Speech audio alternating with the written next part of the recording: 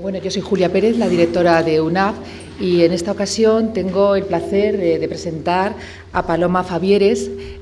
Paloma, que es de CEAR y que le ha costado un poco llegar porque yo creo que se ha perdido un poquito por el retiro, ¿verdad? Bueno, ella es coordinadora del Servicio Jurídico Estatal de la Comisión Española de Ayuda al Refugiado, de CEAR, desde el año 2012. Es letrada, ejerciente en el Ilustre Colegio de Abogados de Madrid desde el año 1990 y es abogada experta en derechos humanos, migraciones y asilo, especializada en el asesoramiento legal a solicitantes de protección internacional y refugiados en territorio y puestos fronterizos, así como en el litigio ante los tribunales españoles y también en instancias europeas. Es experta ante el Comité Económico y Social Europeo en la propuesta de reforma del Sistema Europeo Común de Asilo, que tanto está ahora mismo en los medios, ¿verdad? También es representante de la organización en la Red Europea Council de Refugiados, en la ECRE, miembro de la Comisión Jurídica del Foro para la Integración de los Inmigrantes en España, representante de la organización en el Consejo para la Eliminación de la Discriminación Racial o Étnica, en el Ministerio de Sanidad, Servicios Sociales e Igualdad, y también, y por lo que está aquí, es redactora de este informe anual que hace CEAR sobre la situación de las personas refugiadas en España. En esta ponencia nos va a hablar precisamente sobre este informe jurídico y le hemos llamado El camino hacia una vida digna. Pues cuando quieras, Paloma. Gracias. Bienvenida. Gracias.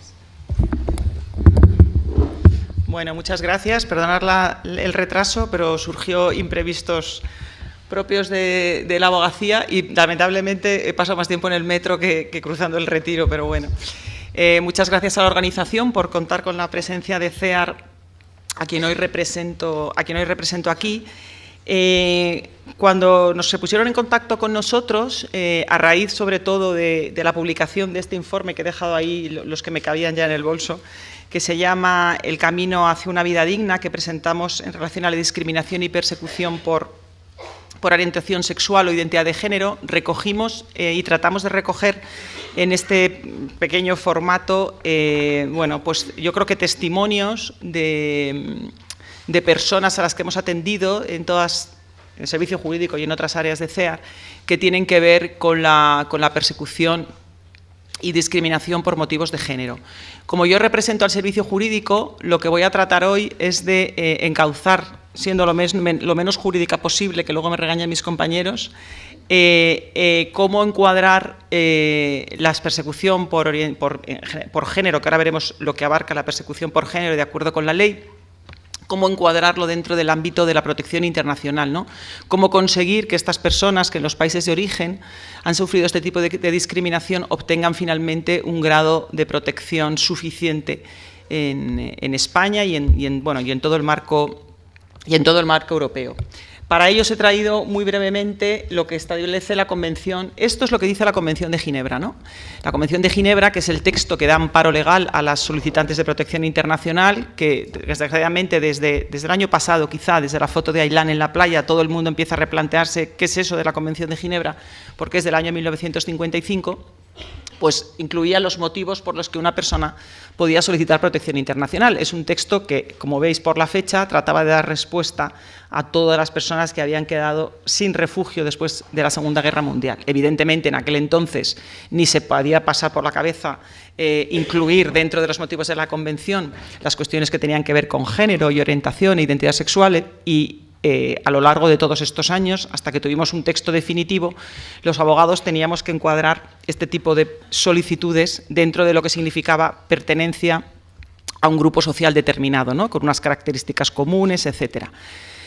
En España, que tenemos una legislación en temas de asilo puntera en este sentido, porque la mayoría de los países europeos no contemplan como dentro del grupo social de manera específica el tema del género, se introdujo por primera vez en la Ley de Igualdad por la Igualdad de Hombres y Mujeres mediante una disposición adicional y definitivamente en el año 2009, cuando se establece la nueva Ley de Asilo, introduce y hace la salvedad por primera vez el legislador de incluir que dentro de grupo social determinado se incluyen las personas que sufren persecución por orientación e identidad sexual y por motivos de género. El legislador lo que dice es, sin que estas en función de las circunstancias imperantes en el país de origen y sin que estas circunstancias por sí solas puedan dar lugar al derecho a la protección. ¿Y por qué dice esto el legislador? El legislador no quiso pillarse mucho los dedos, si me permitís esta expresión. Es decir, en todos los motivos de la Convención, por eso quiero dar para atrás, evidentemente se tienen en cuenta las circunstancias imperantes en el país de origen y por sí solo no da derecho a la protección el ser de una determinada raza o nacionalidad. Pero quiso un poco alicatar el motivo pensando que iba a ser esto el boom de las solicitudes por ese motivo, ¿no? No olvidemos que detrás de todas las modificaciones que hay en temas legislativos que tienen que ver con asilo, hay un tema subyacente de control de inmigración, eso es evidente. Es decir, yo siempre digo en ocasiones a la Oficina de Asilo y Refugio, que es la oficina administrativa dependiente del Ministerio del Interior, que gestiona todas las solicitudes de asilo y hace las propuestas finalmente a una comisión en la que hay más ministerios, que luego si nos da tiempo ya entraremos quién forma cada uno, etcétera. La oficina de asilo, a veces, yo les digo a ellos a veces, esto no parece una oficina de protección, sino una oficina de contención. Es decir, que eso evidentemente no les gusta, pero quiero decir que detrás de cada criterio que se toma a nivel general en una oficina de asilo y refugio, pues evidentemente hay medidas que van a la contención de determinadas cuestiones o de control de determinados flujos migratorios, ¿no? Antes de entrar en las particularidades del colectivo, es importante poner de manifiesto que en todas las solicitudes de asilo, a la hora de valorar, en todos los motivos, a la hora de valorar la necesidad de protección o no, y sobre todo en las cuestiones que tienen que ver, porque así lo quiso la ley, en los temas de género y orientación e identidad sexual, hay que poner en balanza dos elementos, ¿no? O sea, hay un elemento que es subjetivo, que es el temor que alega la persona. El temor, lo que a uno le puede dar miedo, a otro no le puede dar, es decir, es un elemento subjetivo que está encuadrado dentro de la definición. Y ese elemento subjetivo, que es el temor que alega la persona, hay que ponerlo desde el punto de vista jurídico en concordancia con el elemento objetivo. ¿Y el elemento objetivo qué significa? Que sea fundado. ¿Qué significa que sea fundado? Pues ahora veremos lo que dice la ley. Se trata de daños que sean suficientemente graves y reiterados en el tiempo, que puedan dar lugar a una vulneración de los derechos humanos, ¿no? La ley de asilo está llena, siempre lo digo, de conceptos jurídicos indeterminados, suficientemente graves, reiterados en el tiempo. El criterio sobre lo que es suficientemente grave, por mucho que se trate de objetivizar, sigue siendo un criterio subjetivo. La reiteración en el tiempo sigue siendo un elemento subjetivo. Y hay un tema fundamental en las solicitudes que tienen que ver con género, ¿no? Y las discriminaciones que tienen con género y con la orientación o identidad. Y es que, salvo en aquellos países donde está penalizada las relaciones, por ejemplo, en este caso, en el caso de la orientación y la identidad sexual está penalizada, tanto en las cuestiones que tienen que ver con la orientación sexual y con el género, que ahora veremos en el sentido más amplio, normalmente la persecución no proviene de las autoridades del país. Os he puesto aquí en la definición no quiera, caso de dichos temores, no pueda acogerse a la protección de tal país. Y esto es que es la clave de la cuestión, y sobre todo en cuestiones que tienen que ver con género. ¿Por qué? Porque el agente de persecución normalmente no es el Estado. Es decir, sigue habiendo estados que penalizan determinadas cuestiones que tienen que ver con la orientación y la identidad sexual, pero en la mayoría de los casos, y sobre todo que tiene que ver con género, en sentido amplio, la persecución no viene del Estado, viene de terceros agentes. ¿Qué hacemos ahí? ¿Qué hacemos? ¿A quién le pedimos protección? ¿A las autoridades del país? ¿Podríamos pedir protección a las autoridades del país, que son las que tienen obligación de proteger a los ciudadanos? Eso es lo que alega muchas veces el Ministerio del Interior. La cuestión es que la ley también ha previsto esto, y lo que establece el texto es que las autoridades no puedan prestar una protección real y efectiva a la persona. Otra vez volvemos a un concepto jurídico indeterminado. ¿Qué es una protección real y efectiva? Yo no trabajo en España en temas que tienen que ver con la violencia de género. Soy mera espectadora de lo que pasa, desgraciadamente, cada día y lo que vemos en los telediarios. Estamos hartos de ver en los telediarios que tenía una orden de alejamiento, que tenía no sé qué, que pues traslado ese mismo motivo cuando tengo que valorar una solicitud por violencia de género, por ejemplo, en otro país. Es decir, ¿ella acudió a la fiscalía? Sí. Yo tengo un caso que he tenido protección, que del país de Centroamérica, acudió a la fiscalía, le dieron una orden de protección, le dieron una orden de protección, no, le dieron una orden de alejamiento al marido, Y a los pocos días el marido quemó la casa, etcétera, etcétera, ¿no? Claro, la pregunta de la oficina de asilo fue, ¿usted obtuvo una orden de alejamiento por parte de la Fiscalía? Y ella dijo en la entrevista, sí. Pero no, ella en su manera de expresarse delante de un instructor le dijo, sí, pero ¿de qué me sirvió? Porque es que a los 2 días quemó mi casa. Bueno, le dieron protección. ¿Es una protección real y efectiva por parte de las autoridades que ella tuviera la opción de acudir a una fiscalía y recibir? Yo ahí lo dejo, porque eso es una cosa que es objeto de valoración por parte de la Oficina de Asilo y Refugio. Siempre me pongo en el mismo lugar. Nosotros, porque un argumento suele ser que existe una política decidida a luchar con la violencia de género en los países de origen, que aquí hay medidas judiciales, administrativas, pero si también las hay aquí. Y lo cierto es que a veces a la gente no le queda más remedio que poner tierra por medio. Pues lo mismo, yo siempre extrapolo esa situación a la persecución en origen y una vez que llegan aquí, ¿no? Entonces, en el tema del género confluyen elementos, como veis, quizá más subjetivos y más difíciles de valorar, que igual que en el resto de nacionalidades. Cuando tú huyes de una guerra, de un conflicto bélico, las alegaciones del interesado o de la interesada tampoco tienen mucha importancia, porque pesa más la situación objetiva del país. Cuando tú vienes de un país que en principio no está en una situación de guerra ni de conflicto bélico, incluso fijaros que no existe una penalización de las relaciones determinadas, es mucho más difícil impulsar el expediente administrativo, ¿no? Porque ya la pelota, yo siempre lo digo, la pelota está en el tejado de los abogados, eso es evidente. Yo a la gente siempre se lo digo, lo que podemos sacar de los solicitantes es su testimonio. Lo que ha vivido la persona solo la puede vivir él. Ahí están las herramientas que tenga cada abogado para extraer lo mejor del solicitante, ¿no? Y sobre todo, y muy importante, el trabajo en red. Bueno, si es dentro de la organización, por supuesto, pero en las organizaciones contamos con recursos para que la atención sea transversal, integral, etcétera. Pero ¿qué pasa cuando una persona lleva la atención jurídica en CEAR, pero resulta que la atención psicológica se hace desde otros dispositivos o hay una intervención del centro de salud porque tiene secuelas físicas de lo que pasó en origen, etcétera, ¿no? Entonces es súper importante, y siempre me harto de decirlo, el trabajo en red de todos los profesionales que estáis vinculados a temas que tienen que ver con género, ¿no?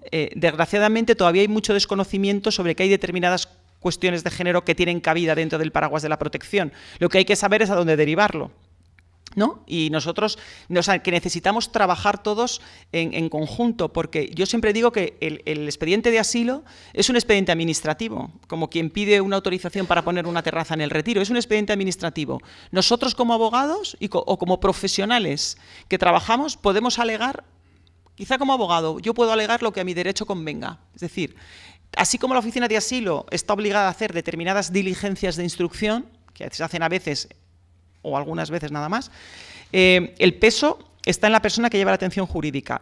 Yo, para alegar lo que a mi derecho convenga, no me puedo muchas veces nutrir solamente de la información del solicitante o de encuadrar fenomenal dentro de la Convención de Ginebra y de darle todos los argumentos jurídicos del mundo mundial, de aportar toda la información sobre el país de origen, de desmontar el argumento de que puede obtener protección en el país, sino que se necesita, y sobre todo en estos casos, mucha información de los técnicos y de las técnicas que trabajan con estas personas desde todos los ámbitos, desde la salud, desde la educación, desde las ayudas sociales, y insisto mucho por eso en la necesidad de trabajar en red y de la derivación mutua de un dispositivo a otro, ¿no? Que todos podemos hacer incidencia y que todos podemos detectar indicios en este sentido, ¿no? No solamente cuando ya se sienta, yo siempre digo lo mismo, cuando una persona que ha sufrido una persecución de este estilo se sienta en mi mesa, alguien ha detectado previamente que existía este problema, ¿no? Es decir, yo soy el último eslabón de la cadena. Alguien le ha tenido que explicar a esta persona en muchos, y así pasa muchas veces en estas cuestiones, en otros dispositivos, en otros espacios y en otros lugares, que puede solicitar protección y que puede ir a CEAR, que hay un abogado, ¿no? Entonces, ahí os lanzo la pelota también a vosotros. Principales dificultades que nos encontramos muchas veces y que yo creo que son denominador común en todas las solicitudes por género, ¿no? Por supuesto, la salida del país de origen. Salir del país no es tan fácil y en muchos casos en cuestiones que tienen que ver con género. Hablamos de países donde en algunos las mujeres no están documentadas, no tienen pasaporte, hablamos de países donde se necesita la autorización, en algunos casos del marido, para salir del país, y no te quiero contar si tienes que salir con tus hijos, porque entonces no hay manera de sacar a tus hijos. Eso hace que pues, muchas mujeres al final acaban en el país. Es que yo lo extrapolo todo, pero yo creo que vosotros y vosotras lo vivís a nivel local. Es que hay muchas mujeres que no pueden salir del del país porque no tienen autorización para sacar a sus hijos por parte del marido. Evidentemente, y en eso CEAR no se cansa, insistimos, la falta de vías legales y seguras hace que la gente tenga que ponerse en manos de los traficantes. Si fuera tan fácil conseguir un visado o entrar por un puesto fronterizo en los países que se necesita visado, la gente no tendría que ponerse en manos de los traficantes, eso es evidente. Hay que tener en cuenta que muchas personas, no hablo solo de mujeres, han sufrido serias dificultades y serios actos de persecución, no solo en origen, sino en el tránsito, ¿no? Y este factor también hay que tenerlo en cuenta. Respecto al procedimiento, os he puesto esta mañana aquí las cosas que siempre os digo: el desconocimiento de poder solicitar asilo por este motivo, el temor a que se sepa, el temor a visibilizar lo que uno ha vivido en origen. Eso es un trabajo que ahora diferenciaré lo que es trabajar en frontera y lo que es trabajar en territorio, pero que, por suerte, en territorio tenemos herramientas y tenemos profesionales de todos los ámbitos, insisto, para poder sacar lo mejor de las personas en ese recorrido. Yo hace poco me decía una mujer que había sufrido violencia de género, que estaba yendo al psiquiatra y que el psiquiatra le dijo, es que el psiquiatra me dice que yo lo que tengo que hacer es olvidar.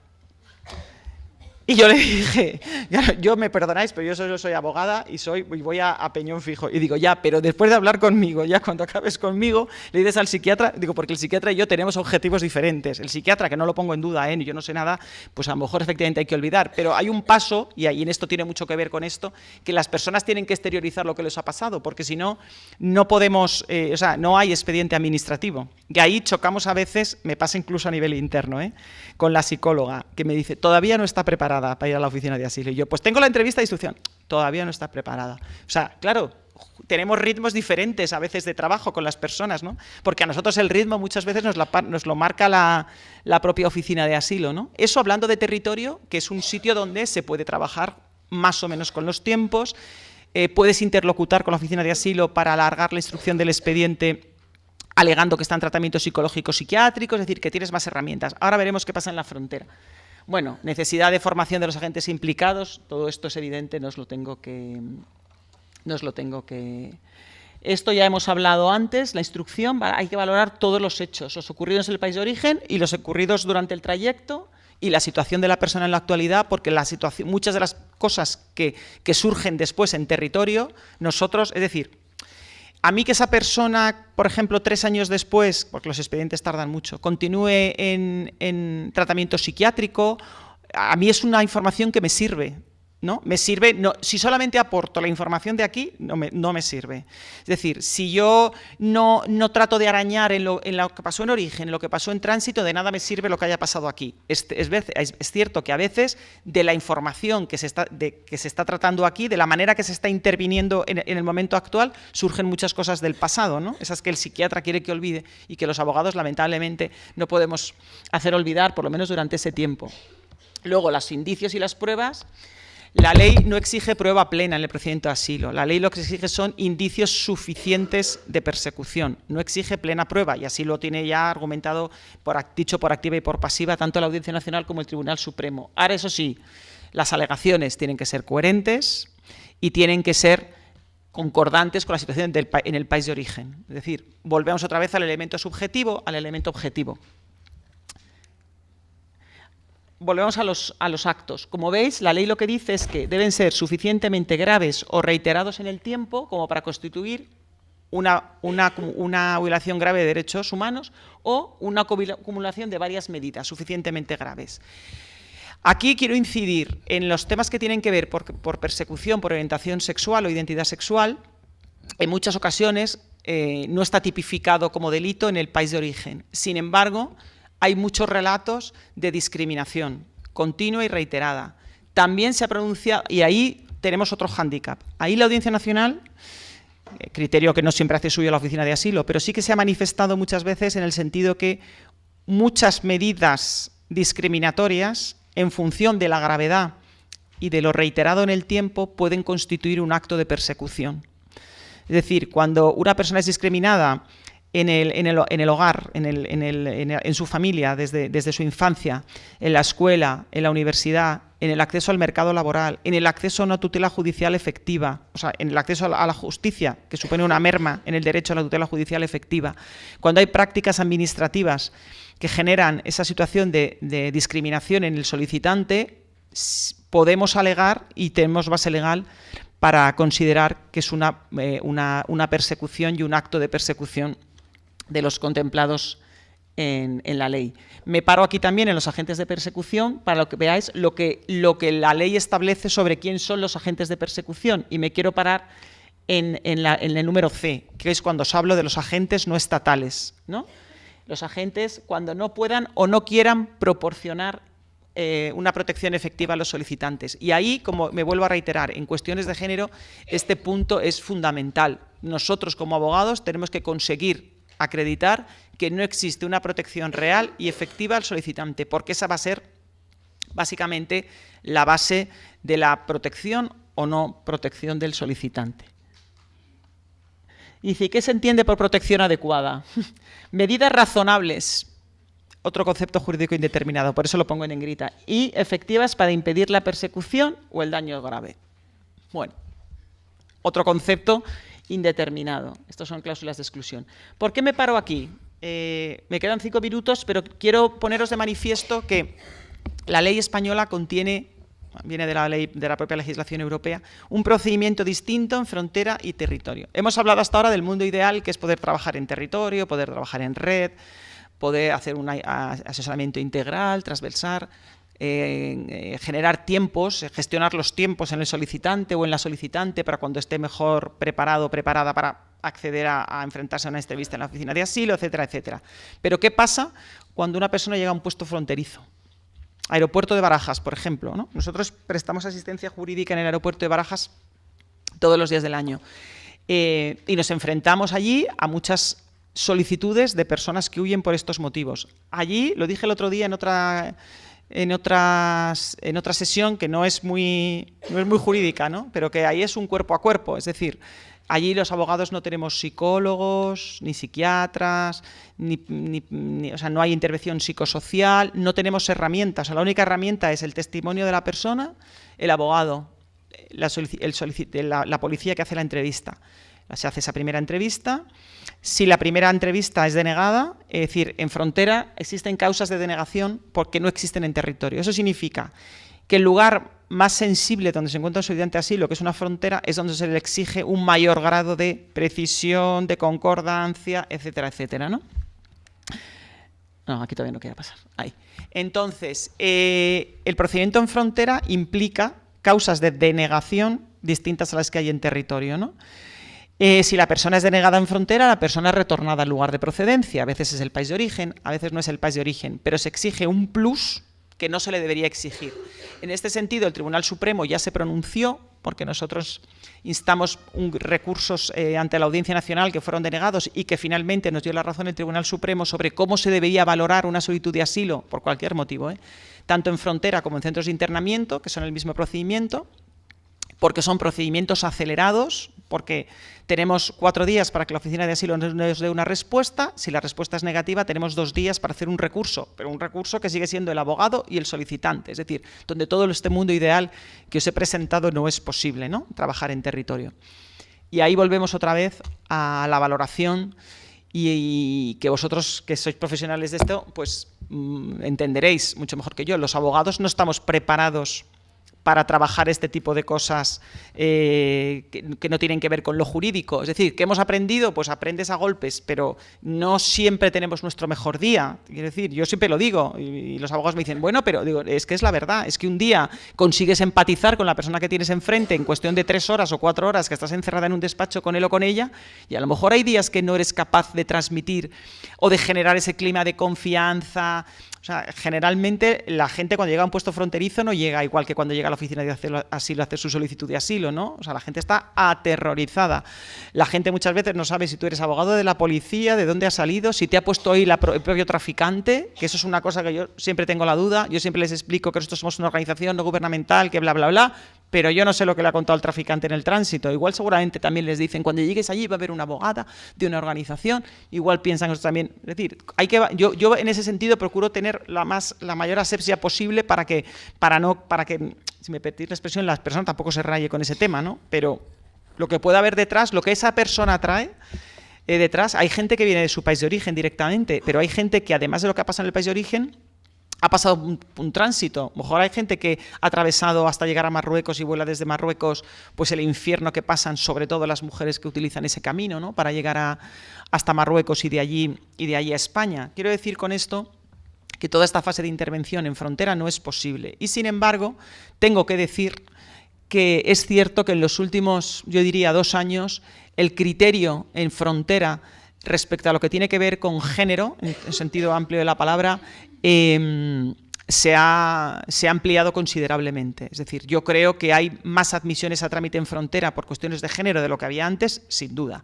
Creo que tuvo que ver la sentencia del Tribunal Supremo, pero, como os digo, la sentencia del Tribunal Supremo era en general, pero creo que tiene que haber también mucho con toda la labor del foco, de la incidencia, de la formación continuada, que también tengo que decir, proporciona la Oficina de Asilo a los instructores, y yo creo que jornadas como esta son súper importantes porque al final todos y cada una de las personas que estáis aquí sois agentes de incidencia, o sea, porque no me refiero a la incidencia solamente a nivel con los grupos políticos y no sé qué, que eso doctores tiene la Iglesia y en todas las organizaciones hay gente que se dedica a hacer incidencia política, ¿no? Yo hablo desde la incidencia, desde nuestro puesto de trabajo cada uno de nosotros, y ya no desde el puesto de trabajo, sino de nuestra vida a diario, ¿no? Que es más difícil seguramente para personas que no son profesionales de estos temas poder detectar indicios, pero yo insisto mucho. Todos somos agentes de incidencia, en cierta medida, y detectores de situaciones como esta. Bueno, respecto a la documentación, luego si queréis entramos en más detalle en el debate. Os había puesto esto porque muchos de los técnicos o técnicas que estáis aquí, no lo sé, podéis encontraros a veces con este tipo de documentación. Este papel blanco es el papel blanco que le dan a la persona cuando ya ha solicitado protección, pero todavía no ha recibido, estamos hablando ya de territorio, no ha recibido una respuesta por parte de la Administración. Es un volante blanco que se llama, que le van renovando hasta que en un mes aproximadamente, un poco menos, tiene la primera resolución en la que le dicen si su solicitud es admitida a trámite o no. Si es admitida a trámite, comienza la fase de instrucción, donde hacemos todas estas diligencias de las que os he hablado, y entonces son documentadas con esta tarjeta roja que vais a encontrar a la gente que tiene en ocasiones esta tarjeta roja. Esta tarjeta roja no autoriza el cruce de frontera, es decir, esta tarjeta roja solo es válida en España. Y no autoriza a trabajar hasta que no han pasado 6 meses desde que instó su solicitud. Una cosa muy importante, a veces induce a error y la gente habla de refugiados con las personas que tienen tarjeta roja. Es importante en el lenguaje que diferenciemos, en el lenguaje por las consecuencias prácticas que tiene y jurídicas, diferenciar entre los solicitantes de asilo y los refugiados. El tema de Siria efectivamente ha hecho extensiva la palabra refugiado, pero nosotros, antes de los sirios y con los sirios, tenemos un número de solicitantes de asilo el año pasado de unos 15.000 personas, de las que sirios debían ser 7.000 o así, pero el resto eran solicitantes de asilo. Es decir, los sirios también eran solicitantes de asilo, pero quiero decir con esto que no se llaman refugiados, son solicitantes de asilo, mientras que no se les reconozca el estatuto de refugiado. Y mientras no se reconozca el estatuto de refugiado, hay que hablar de solicitantes de asilo que tendrán siempre esta tarjeta roja. Esta es la tarjeta que os vas a encontrar. Finalizada la fase de instrucción, en el que nosotros hemos aportado toda la documentación, en el que presumiblemente los instructores de la Oficina de Asilo han hecho todas las diligencias de instrucción, los instructores hacen un informe propuesta que elevan todos los meses que hay una reunión a la Comisión Interministerial de Asilo y Refugio. En esa comisión está el Ministerio del Interior, que es la que lo lidera, el Ministerio de Justicia, el Ministerio de Asuntos Exteriores, la Secretaría de Estado de Igualdad, y el ACNUR, que tiene voz pero no tiene voto. En todas las cuestiones que tienen que ver con género, y el Ministerio de Empleo y Seguridad Social. Todas las cuestiones que tienen que ver con género, normalmente la Secretaría de Estado de Igualdad tiene una posición más activa. Es decir, sí que nos suele pedir a las organizaciones que le aportemos más información si la necesitan sobre determinados casos, etcétera, ¿no? Ahí el Ministerio de Empleo y la Secretaría de Estado de Igualdad sí que son, en ese sentido, los dos, bueno, Ministerio y Secretaría, que son más activos en las cuestiones que tienen que ver con género, evidentemente porque, digamos, forma parte de su mandato. El MEIS, el Ministerio de Empleo, porque financia las organizaciones que estamos atendiendo a las personas, y Igualdad, pues por su propio nombre indica. Bueno, esto os lo voy a dejar para que lo tengáis, para pasar más rápido y que haya más debate.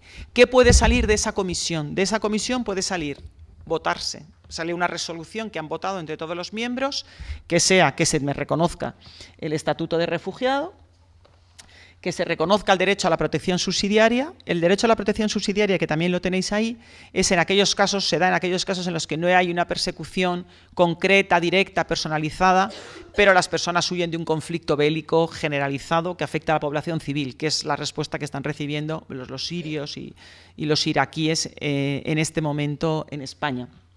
O una autorización de permanencia por razones humanitarias, que llevamos 2 años que no se está dando ninguna, porque la Ley 12/2009 de asilo, a fecha de hoy, sigue pendiente de desarrollo reglamentario. Nos pasaron un texto, ¿y qué ha pasado? Que la tardanza en desarrollar un reglamento ha hecho que ya prácticamente la Ley 12/2009 se ha quedado obsoleta, en el sentido que se está negociando por parte de la propuesta de la Comisión Europea, que le darán traslado al Parlamento pues en unos meses, 2 nuevos paquetes de asilo. Eso significa que van a modificar todas las directivas que tienen que ver con asilo, y que los Estados van a convertir las directivas en reglamento jurídicamente para que sean de aplicación directa para los Estados, y van a refundir la directiva de acogida, que ahí sí que van a dar un plazo a los Estados. ¿Cuál es el objetivo de la Comisión? Ir hacia un sistema europeo común de asilo justo, eficaz, equitativo, solidario, pero que lo que esconde detrás, bueno, no lo esconden, lamentablemente, todas las medidas esconden ese objetivo, o sea, persiguen el objetivo de acabar con los movimientos secundarios. Es decir, lo que está tratando la Comisión Europea es de el país por el que has entrado, te quedas por los días de tu vida. Y si te mueves a otro país, básicamente vas a quedar excluido del sistema de acogida. Ese es el objetivo. Es todavía una propuesta y todavía queda mucho por negociar, pero por ahí irán los tiros. Si tenemos oportunidad dentro de un año pues de vernos otra vez, pues por ahí habrán ido los tiros, ¿vale? Entonces, eso es básicamente en lo que acaba el procedimiento. La persona puede acabar como reconocida el estatuto de refugiado, protección subsidiaria, que en ese caso le darán un permiso de trabajo y residencia por 5 años, o razones humanitarias, que aunque está en la ley, prácticamente no es posible, o denegado. Si la persona es denegada, se le informa que tiene 15 días para abandonar el territorio español y tendrá que buscar regularizarse por otras vías, excluido ya del sistema de asilo, dentro de la ley de extranjería. Y esto es básicamente en lo que consiste el procedimiento. Uy, -5. Uy, -5.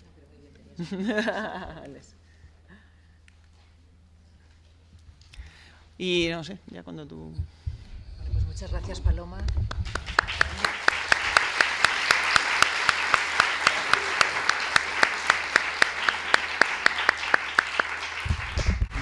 Ha sido realmente interesante contar muy rápidamente, pero yo creo que muy bien lo has hecho todo por el proceso que pasan las personas que están pendientes de asilo. Bueno, vamos a dar el turno de palabra al público. Tenemos por ahí un micrófono. Si queréis hacer alguna pregunta. Yo sí, mientras vamos pasando el micrófono, quería hacerte una pregunta. ¿Cómo trabajáis precisamente en los puestos fronterizos? ¿Utilizáis precisamente para vuestro trabajo mediadoras o mediadores interculturales? Porque si no, me parece que sería imposible poder hacer este trabajo.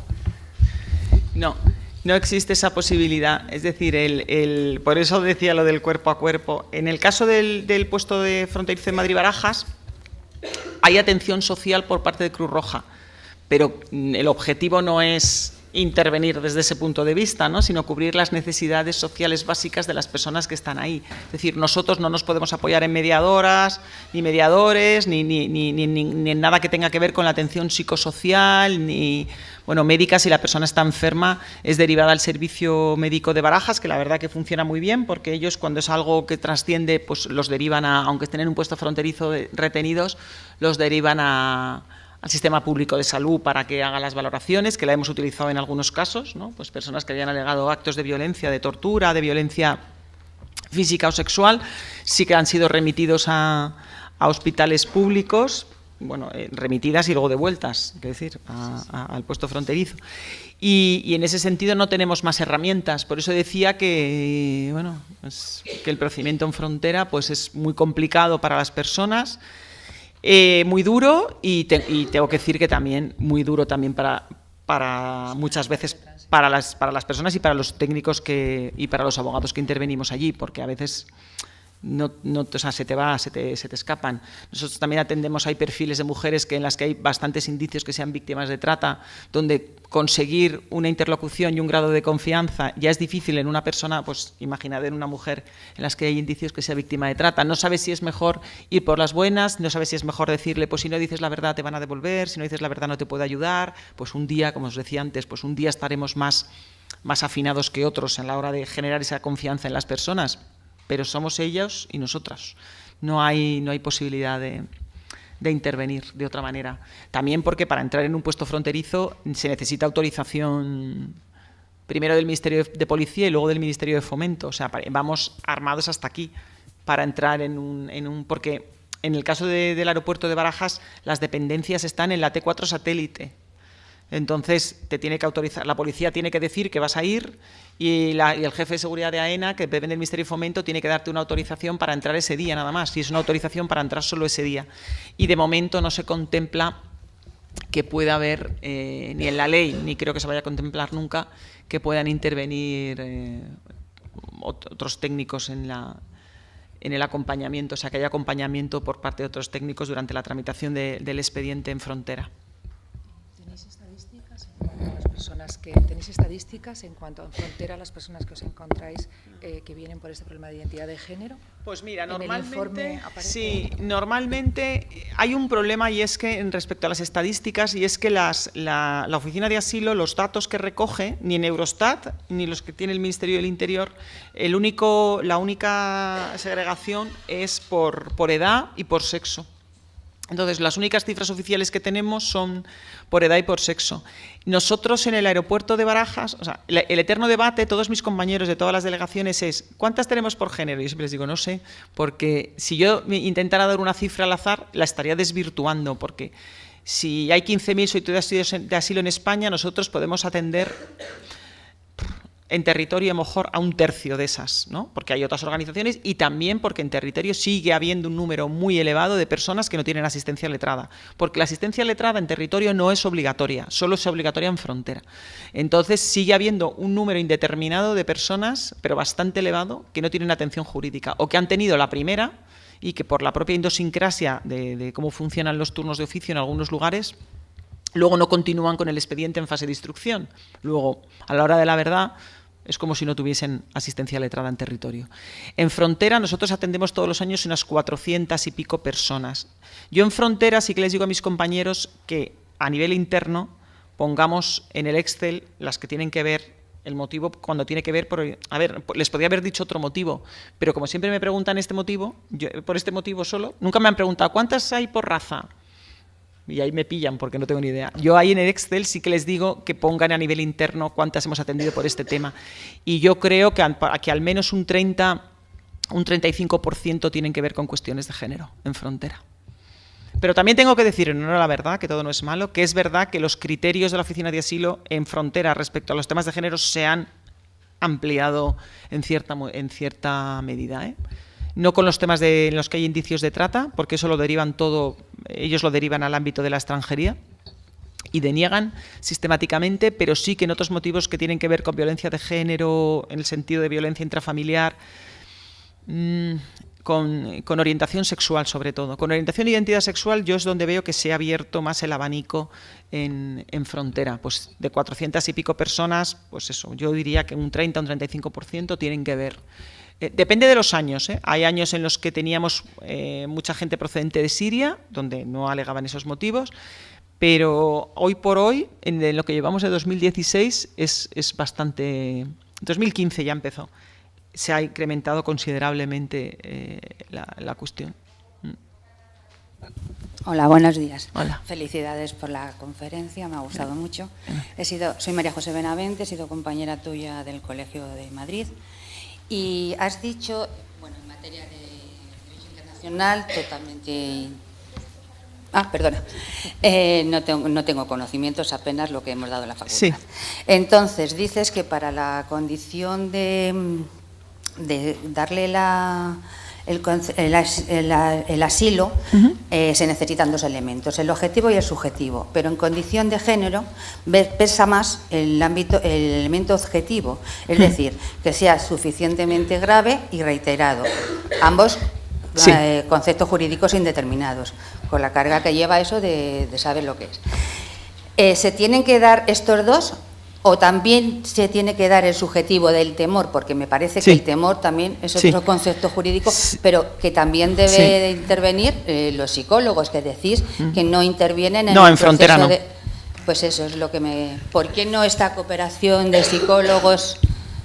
Porque es un concepto que es más de psicología, ¿no?, que jurídico. Esa es mi pregunta. Sí. A ver, la ley habla de elemento subjetivo, elemento objetivo, es decir, por supuesto, temor fundado, la ley habla de temor fundado de persecución. Entonces, el temor es el elemento subjetivo.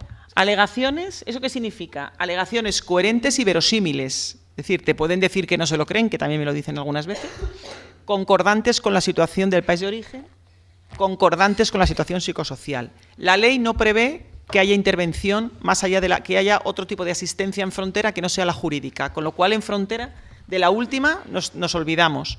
Entonces, la Oficina de Asilo, ¿por qué digo que es muy importante la situación de país de origen y sobre todo el tema de la protección real y efectiva de las autoridades? Porque yo normalmente, en cuestiones que tienen que ver con género, en orientación y identidad sexual, en orientación sexual sí que a veces me ponen en duda la credibilidad de las alegaciones. Eso, evidentemente.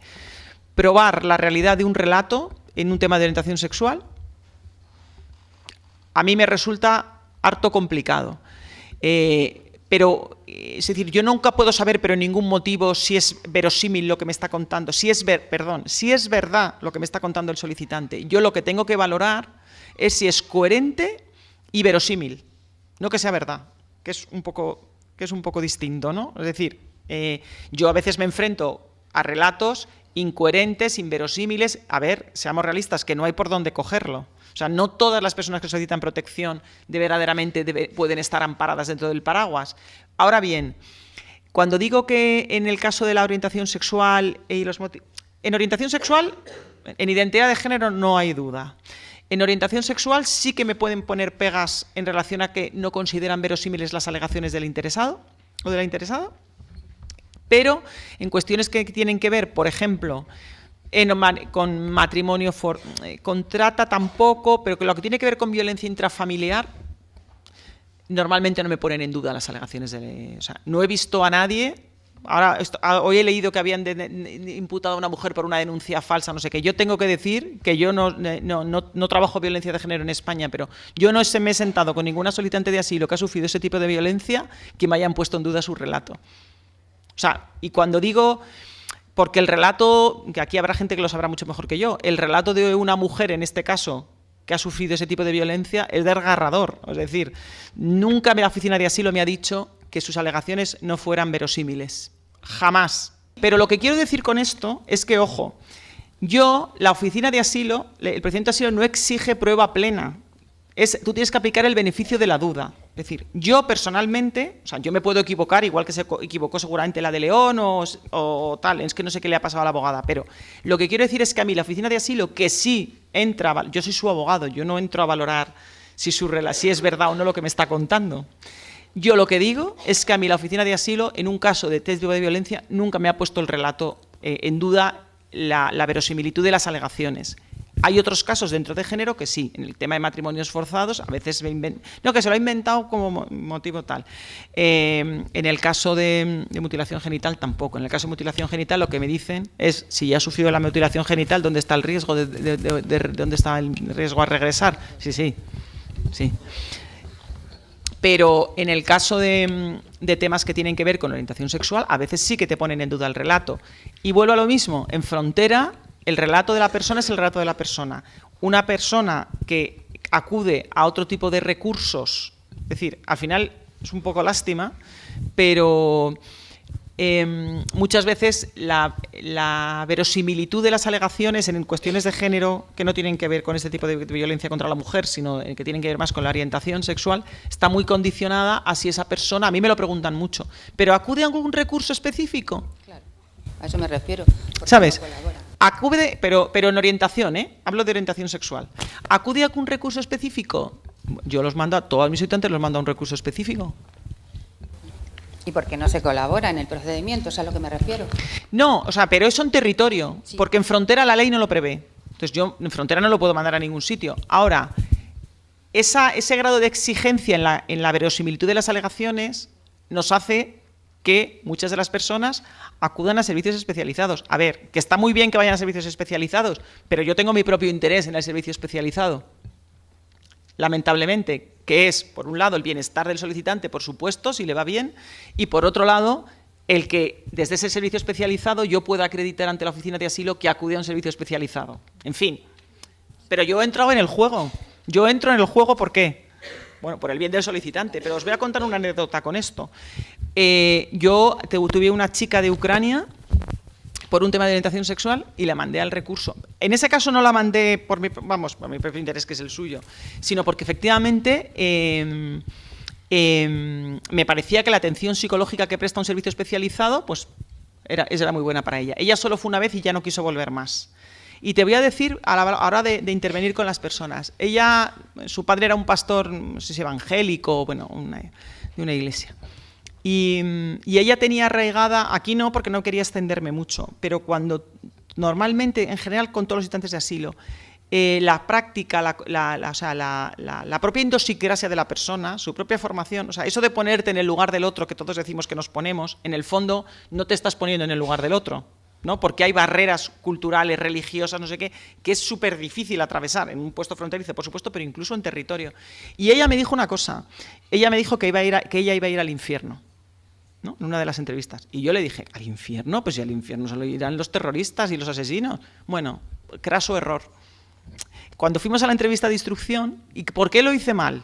Porque traspasé una línea que yo no puedo traspasar. Es decir, yo estoy obligada a recoger su relato lo más detallado posible y a darle una fundamentación jurídica. Pero intentar convencer a una persona que porque tenga una determinada orientación sexual no va a ir al infierno, no es el papel de los técnicos que trabajamos con las personas. Yo se lo dije con todo el cariño. Y ya la veo y está fenomenal y ya recuperada, pero siempre pongo el ejemplo de mala práctica.